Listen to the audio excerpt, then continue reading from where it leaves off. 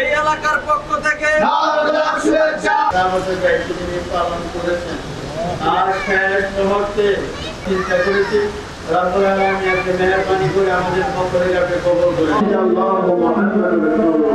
আসসালামু আলাইকুম ওয়া রাহমাতুল্লাহি ওয়া বারাকাতুহু। আমার যে নাতি নতুনরা এই ব্যবস্থা করেছে ওনাদেরকে আমি ধন্যবাদ জ্ঞাপন করছি এবং দোয়া করছি আল্লাহ তার দুনিয়াতে আনবী বলছি কোন ইবাদাল্লাহ ইখওয়ানা, তোমরা ভাতৃবন্ধনে আবদ্ধ হইয়া বসবাস করো। আমরা সবাই যেন ভাতৃবন্ধনে মিলেমিশে কাজ করতে পারেন। দুইটা কী কয়,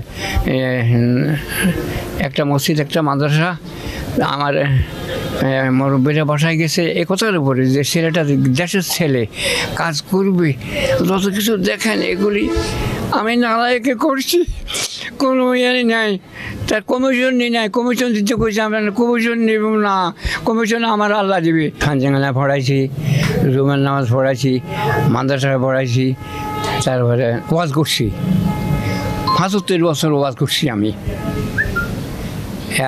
আমার এখন বয়স চলছে ১১০। তারা যে ইমাম সাহেবদেরকে এত সম্মান করেছে তাদের জন্য আন্তরিকভাবে সবসময় আমরা দোয়া করি যে আল্লাহ পাক তাদেরকে যেন আরও বেশি বেশি এরকম নেক কাজ করার তৌফিক দান করেন, পড়ি আমিন।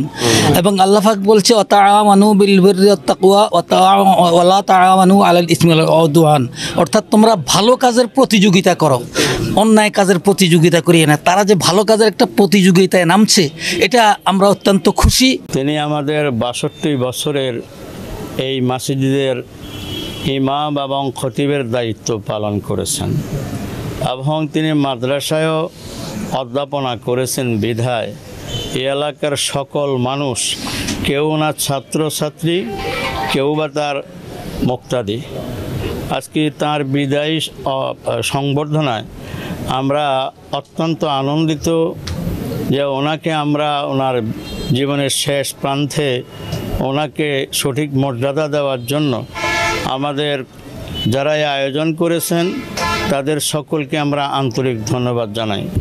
উনি একজন ভালো লোক, ওনাকে ৬২ বছর মনে হয় উনি এখানে ইমামতি করছে। আর ব্যক্তিগতভাবে উনি আমাকে খুব করে, আমিও আমার বাড়িতে উনি অনেক সময় যায়। ওনার জীবনে উনি করলে অনেক কিছু করতে পারতো। একজন বর্তমান প্রজন্মে উনি একজন, আমি মনে করি উনি একজন আল্লাহর ওলি। আসল তো যারা মসজিদ ইমাম সাহেব আছে বা একজন বড় মাদ্রাসার যারা শিক্ষকতা করে বা প্রিন্সিপাল আছে, এই সমস্ত লোকগুলির যদি আমরা সম্বর্ধনা দিই তাহলে ওরা এটা আরও আগায় আসতে।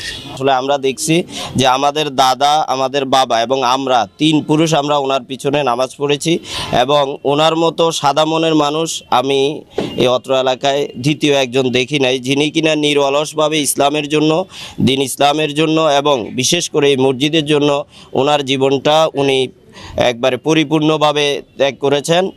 আপনারা শুনলে খুশি হবেন যে উনি রিটায়ার্ড এখান থেকে আজকে ৮ বছর। আমরা এখনও ওনাকে একটা বাতা দিচ্ছি এবং মসজিদে একটা রুম দিচ্ছি। ৭০ বছর আজকে তিনি মসজিদের ইমাম, আমাদের খেজমত করেছেন, আমাদের বাবাদের জানাজা পড়ছেন, আমাদেরও আমরা চাইছি যে আমাদের জানাজাও পড়বেন, তবে আল্লাহ জানে উনি বাঁচে কিনা। আমরা চাচ্ছি, আপনারা জানেন ইমামদের বেতন সর্বোচ্চ ৯,০০০ ১০,০০০ টাকা। দ্রব্যমূল্য যেইভাবে প্রতিদিন বাড়তেছে, এইভাবে ১০,০০০ টাকা ৯,০০০ টাকা কোনো ইমাম মুয়াজ্জমের কোনোভাবেই এটা চলে না। আমরা মেসেজটা দিচ্ছি এটাই, আপনারা সবাই সমাজে যারা সচেতন ব্যক্তি আছেন আপনারা এগিয়ে আসুন।